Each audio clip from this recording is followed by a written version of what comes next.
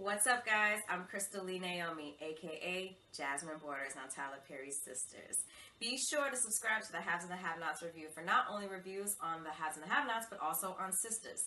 And while you're at it, give your girl a follow on Instagram at Crystal Lee Naomi. And I'll see you every Wednesday at 9, only on BET.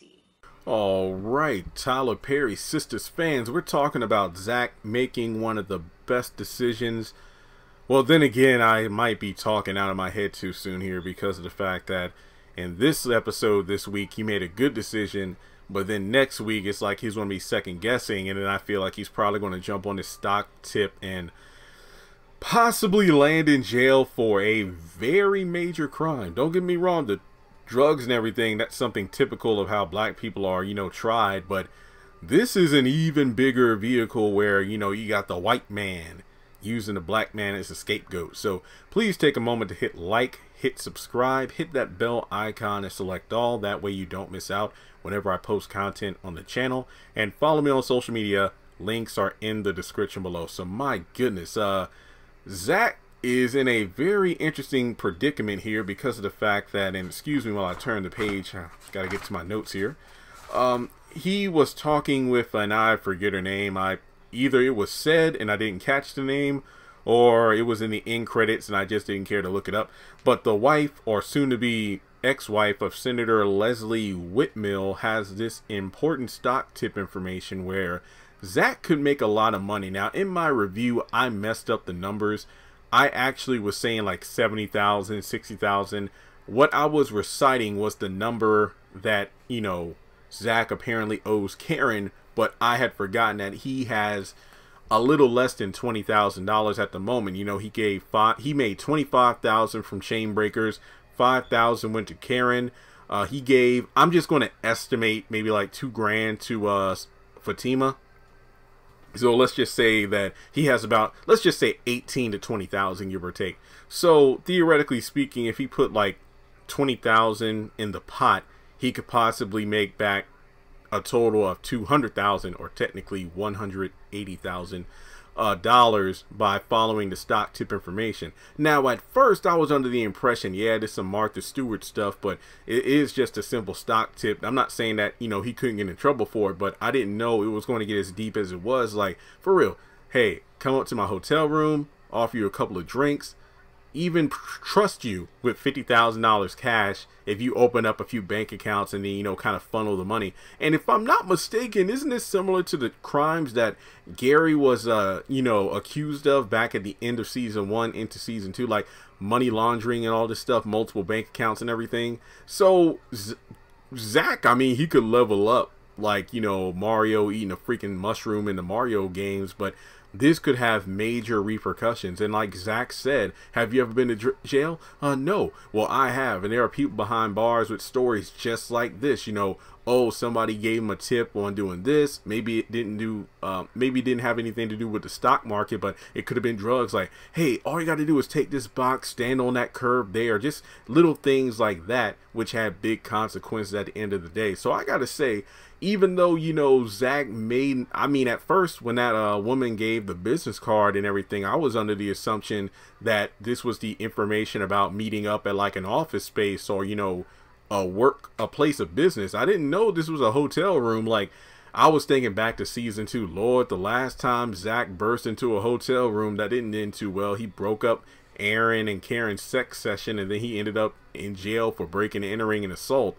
But in this situation, this could be even more serious because, yeah, this crime. And I'm thinking to myself, Lord, he took a couple sips from that cup. So, I mean, that's like DNA.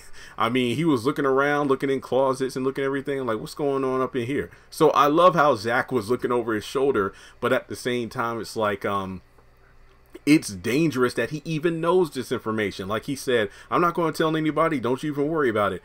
But I'm literally thinking to myself, yeah, I mean, hotels have cameras. He could have been seen walking and leaving the room. So even though Zach didn't do anything wrong, I'm just saying that it's a possibility that he could be tied to this, whether he wants to be tied to it or not. But I will say that in any case, I'm really under the impression that I love this maturity that Zach is showing in hesitance. But in the preview for next week, he's talking to Preston.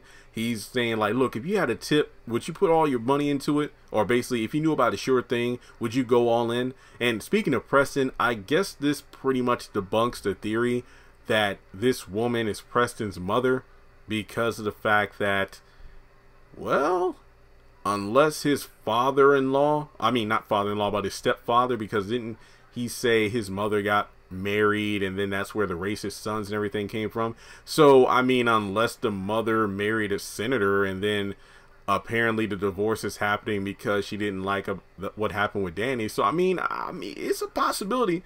Wait, but I don't. Yeah, that's right, Whitmore. So Preston wouldn't have the same name. I don't think this is Preston's mother, but you know what? Regardless, I just feel like Zach is going to get way in and over his head. And let me tell you one thing, and this is the last thing I got to say. Notice how we're gradually escalating the stakes here. Unlike the haves and the have-nots, where Candace went from dealing with, like, senators. I mean, basically city or state level politicians and officials, all the way to the flipping president-elect. But here we got, Zach dealing with everyday average life, and stock trade information is something that sure rarely stumbles into people's hands, but nowadays between digital currency and everything and stocks, it is possible. Especially him feeling more realistic. He works at the airport. He unknowingly helped out a person who has a major stake and some money. So I do like the escalation here, and I like the way he handled it for what it did. Now, he might get a bit too over anxious. I feel like anytime something is going well for a character, something eventually is going to crumble beneath their foundation. I wonder what Hannah would have to say about this, because she always talks about how, money gotten quickly through ill-gotten gains is lost even quicker than you obtaining it. But to be honest, Zach did gain the tip through being a good Samaritan. Like, he could have easily said, ma'am, I'm sorry you left your computer, but the plane, I can't stop it. I mean, we might try to recover it when the plane has landed at its next destination, but he went out of his way to get back that computer for the woman. So it's pretty interesting to see how that might turn out in the end. All I got to say is, if Zach goes in and gets big money, Karen is going to lose her flipping mind, because he will pay her debt off at once, the $72,000 he owes her, and be done with it. And I would love to see the look on her face when that happens. So let me know your thoughts in the comment section below. Do you think this is some sort of major setup? Like I said before, there was a difference from my original thought of Zach just getting a small tip on inside information versus, hey, here's $50,000. I need you to do this, this, and this so I can make $500,000 back. Whoa, whoa, whoa, what the hell? So I feel like overall, this is some very interesting dynamics going on in the Sisters series, and I'm very excited to see what's next for Zach. So let me know your thoughts in the comment section below. Just going to throw it out there again. Do you think this woman will call Zach again for something more than a business meeting in her hotel room? Because just the way she was looking at him, I'm like, I mean, he did say you look good for 53, so I'm just saying, just don't get caught up, man. You already messed up with Karen, and that's jacked up Fatima, so please don't get involved with this woman physically. So let's talk about it more in the comment section below. And if you want to donate to the channel, I mean, $50,000 would be great. Seriously, if everybody watching this video donated just $1 to Cash App or PayPal, that will help me out with this whole house thing. So let me know your thoughts below. Remember, PayPal and Cash App links are below, as well as my social media. Make sure you like and subscribe, and I'll talk to you in the next video.